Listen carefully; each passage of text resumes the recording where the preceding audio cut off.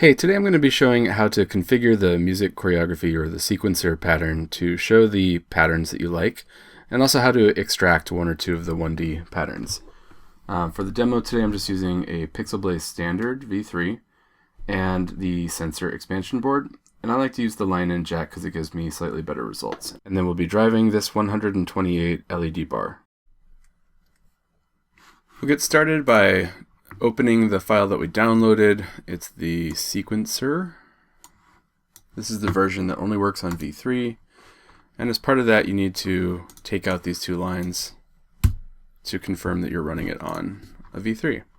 So it's a really long pattern, and we will see it, if I start a little bit of music just to get a beat going. You can see the preview area up here reacting to it,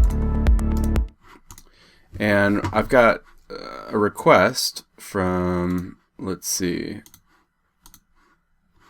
Flashy on the forums to take a look at Soundrays and Hyper. So first thing I just want to point out is that Soundrays, my version, is based on Sound-Rays from 4 years ago, which I think that Wizard made.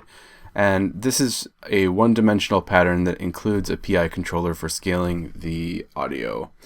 And it just responds to, I think, overall volume levels instead of the specific frequencies. My version is similar, but it responds to bass, mids, and highs separately. So if you want a simpler example, be sure to check out the pattern called Sound-Rays. It's on page 9 of electromage.com/patterns. But going then into the full sequencer code, I first want to show how all you need to do to use your favorite patterns is just go all the way to the bottom and then just get rid of all this example code for enqueuing different things. And let's just, before the begin, let's just put the two that you talked about here, which was Soundrays and Hyper. We can take away a lot of this stuff here and see if we need it later.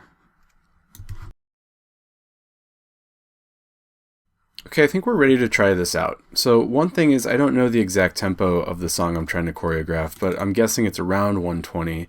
We're going to use the variable watcher and turn that on, and we're going to see what its BPM estimate is after it gets at least 9 beats at a constant BPM. And then I've set the commands here to, number one, I use this expect bass thing here. This kind of helps detect a first beat when you haven't had a history of beats for it to calibrate to. I'm also saying that I want it to play the off pattern, which is no LEDs on, up to 3 minutes. And, once it's loud, we'll move to something else. So it's like when it detects any kind of audio, we're going to play Soundrays. And we're going to play the Soundrays pattern until it detects any sort of a beat. And I'm playing it for the number of beats that make up a minute. So if it's 120 beats per minute, I'm going to wait for up to 120 beats of playing Soundrays until it enqueues the Hyper pattern for 16. So that means we'll start in the part of the song that has no beats, and just kind of see how it's performing so far.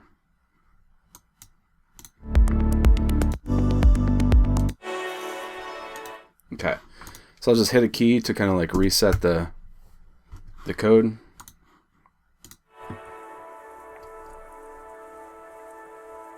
It's playing.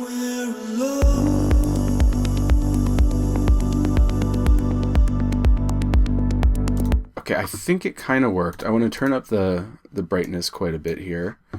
I got a BPM estimate that it considered to be reliable of about 122 BPM.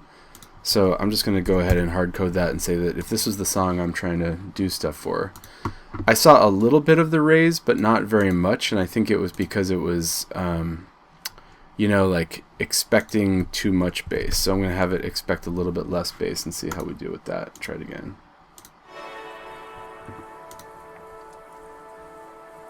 So that's the raise pattern. And then it switches to Hyper because it found a beat.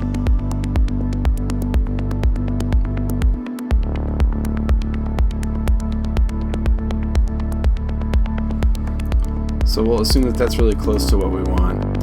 If instead we wanted to hear sound raise itself for 16, we can just play until it's loud and then use the enqueue function here.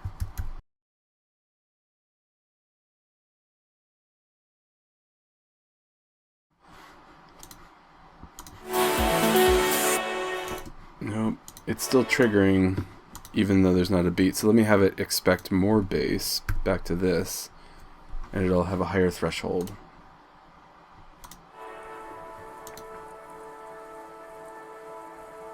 When we're alone. So that's raise for 16. And then there's hyper for 16.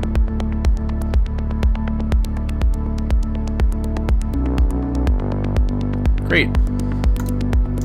This is kind of exactly how I was hoping it would work. So that's really all you need to do if that's like the two patterns you like out of the whole thing.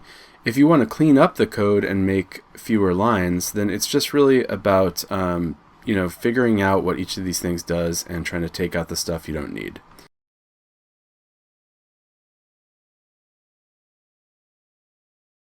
Okay, so we got down to a little under half the original number of lines that the whole thing had.